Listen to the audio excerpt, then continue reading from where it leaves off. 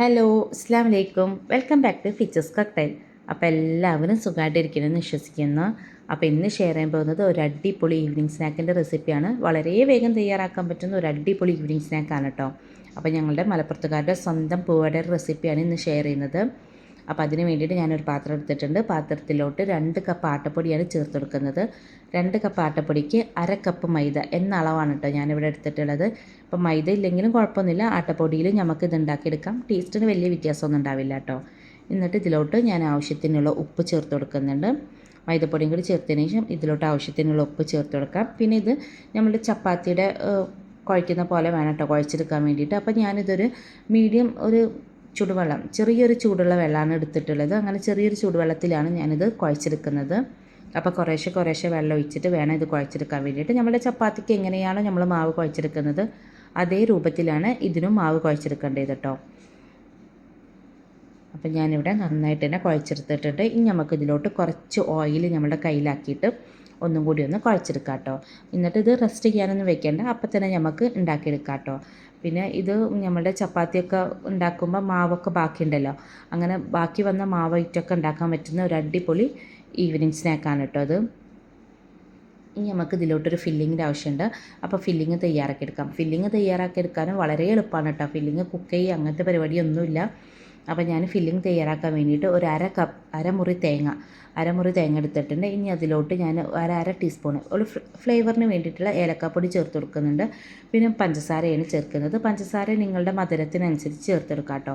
ഇപ്പോൾ അരമുറി തേങ്ങ തന്നെ വേണമെന്നില്ല, നിങ്ങൾ എത്രയാണോ ഉണ്ടാക്കുന്നത് ആ ക്വാണ്ടിറ്റിക്ക് അനുസരിച്ചുള്ള ഫില്ലിങ് തയ്യാറാക്കി എടുത്താൽ മതി കേട്ടോ. എന്നിട്ട് നന്നായിട്ട് തന്നെ മിക്സ് ചെയ്ത് കൊടുക്കാം. ഇപ്പോൾ ഈ ഫില്ലിങ്ങിൽ നിങ്ങൾക്ക് നട്ട്സൊക്കെ ചേർത്ത് കൊടുക്കാം കേട്ടോ. ബദാമും അതുപോലെ തന്നെ കാഷ്യൂ ഒക്കെ ചെറുതാക്കി ചോപ്പ് ചെയ്തിട്ടും ചേർത്ത് കൊടുക്കാം. അപ്പോൾ ഫില്ലിങ്ങൊക്കെ നിങ്ങളുടെ ഇതിനനുസരിച്ച് ഉണ്ടാക്കിയെടുക്കാം കേട്ടോ. എന്നിട്ട് ഞാൻ ഒരു പാത്രത്തിൽ കുറച്ച് പൊടിയൊന്ന് തൂവുന്നുണ്ട്. അത് ഞാൻ ഒട്ടിപ്പിടിക്കാണ്ടിരിക്കാൻ വേണ്ടിയിട്ടാണ് കേട്ടോ. എന്നിട്ട് നമുക്ക് വലിയൊരു ഉരുളെടുക്കാം. വലിയൊരു ഉരുളെടുത്തതിന് ശേഷം നമുക്ക് ചപ്പാത്തിക്ക് പരത്തുന്ന പോലെ ഒന്ന് പരത്തിയെടുക്കാം കേട്ടോ. അപ്പോൾ അധികം കട്ടിയും വേണ്ട, അധികം തിന്നായി പോകും വേണ്ട കേട്ടോ. അങ്ങനെ വേണം ഇത് പരത്തിയെടുക്കാൻ വേണ്ടിയിട്ട്. അപ്പോൾ നമുക്ക് പൊടി ഇട്ടിട്ട് ചപ്പാത്തിക്ക് എങ്ങനെയാണ് നമ്മൾ പരത്തിയെടുക്കുന്നത് അതേപോലെ നമുക്കിതൊന്ന് പരത്തിയെടുക്കാം. ഇപ്പോൾ കൗണ്ടർ ടോപ്പിൽ വെച്ച് പരത്തിയെടുത്താലും കുഴപ്പമില്ല. ഞാനിവിടെ ചപ്പാത്തി പലകയിലാണ് പരത്തിയെടുക്കുന്നത്. അപ്പോൾ എൻ്റെ ചാനൽ ആരെങ്കിലും സബ്സ്ക്രൈബ് ചെയ്ത് കാണുന്നുണ്ടെങ്കിൽ ഒന്ന് സബ്സ്ക്രൈബ് ചെയ്തേക്കണേ. അതുപോലെ തന്നെ തൊട്ടടുത്തുള്ള ബെല്ലൈക്കൻ ക്ലിക്ക് ചെയ്യാൻ മറക്കരുത് കേട്ടോ. ബെല്ലൈക്കൻ ക്ലിക്ക് ചെയ്യുമ്പോൾ അതിലോളം ഓപ്ഷൻ വേണം ക്ലിക്ക് ചെയ്യാൻ.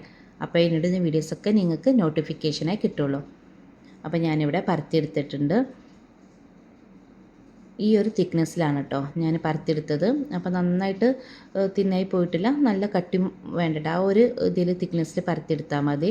എന്നിട്ട് ഞാൻ ഇതേപോലത്തെ ഒരു സ്റ്റീൽ ഗ്ലാസ് എടുത്തിട്ടുണ്ട്. സ്റ്റീൽ ഗ്ലാസ് വെച്ചിട്ട് ഇങ്ങനെ കട്ട് ചെയ്തെടുക്കാൻ പോവാണ്. ഇപ്പോൾ നിങ്ങൾക്ക് വലിയ പൂവട വേണമെങ്കിൽ കുറച്ചും കൂടി വലിയ മൂടിയൊക്കെ ഉണ്ടല്ലോ, നമ്മുടെ അടപ്പ് ഉണ്ടല്ലോ, നമ്മുടെ കുപ്പിയുടെ അടപ്പൊക്കെ, അതൊക്കെ വെച്ചിട്ട് നമുക്ക് കട്ട് ചെയ്തെടുക്കാം കേട്ടോ. അപ്പോൾ ഞാനിവിടെ ഇങ്ങനെ ചെറിയ ചെറിയ പൂവടയാണ് തയ്യാറാക്കുന്നത്. അപ്പോൾ ഞാനിങ്ങനെ സ്റ്റീൽ ഗ്ലാസ് വെച്ചിട്ടാണ് കട്ട് ചെയ്തെടുക്കുന്നത്.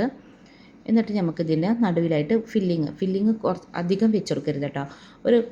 ഒരു അര ടീസ്പൂൺ ഫില്ലിങ്ങൊക്കെ വെച്ച് കൊടുത്താൽ മതി. അധികം വെച്ചിട്ടുണ്ടെങ്കിൽ നമുക്കിത് ഒട്ടിക്കാൻ ബുദ്ധിമുട്ടാവും കേട്ടോ.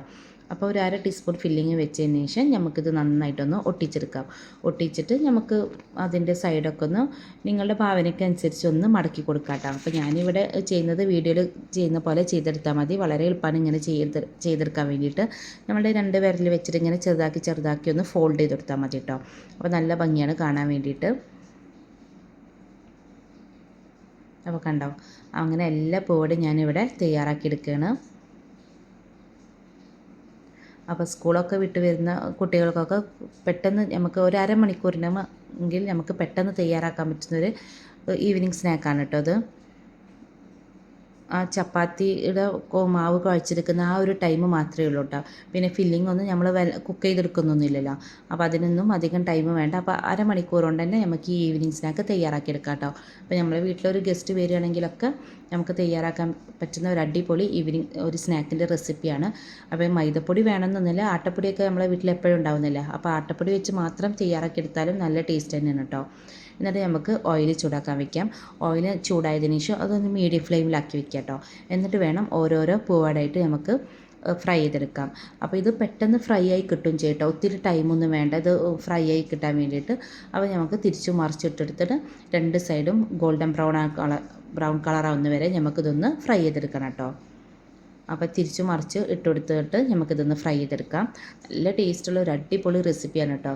അപ്പോൾ ആ തേങ്ങയും പിന്നെ പഞ്ചസാരയൊക്കെ ഒന്ന് മെൽട്ടായിട്ടുണ്ടാവും കേട്ടോ. അപ്പോൾ അതിൻ്റെ ഉള്ളിൽ നല്ല ജ്യൂസി ആയിട്ട് ഉണ്ടാവും. അപ്പോൾ നല്ല ടേസ്റ്റാണ് കഴിക്കാൻ വേണ്ടിയിട്ട്. ഇതും ഒരു കട്ടൻ ചായ ഉണ്ടെങ്കിൽ അടിപൊളിയാണ് കേട്ടോ.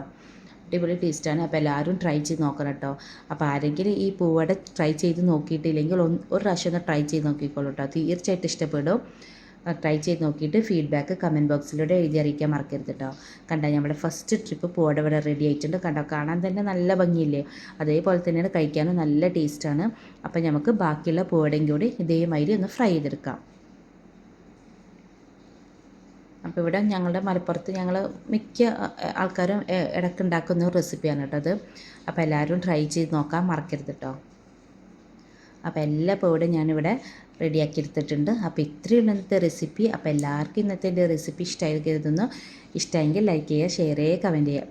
അപ്പോൾ എൻ്റെ വീഡിയോസ് നിങ്ങൾക്ക് ഇഷ്ടമാണെന്നുണ്ടെങ്കിൽ നിങ്ങളെ ഫാമിലീസിനും ഫ്രണ്ട്സിനും ഒക്കെ ഒന്ന് ഷെയർ ചെയ്ത് കൊടുക്കണം കേട്ടോ. അപ്പോൾ നിങ്ങളുടെ സപ്പോർട്ടാണ് എനിക്ക് ആവശ്യം. ഞാൻ കുറേ റെസിപ്പീസ് എൻ്റെ ചാനലിൽ ഇട്ടിട്ടുണ്ട്.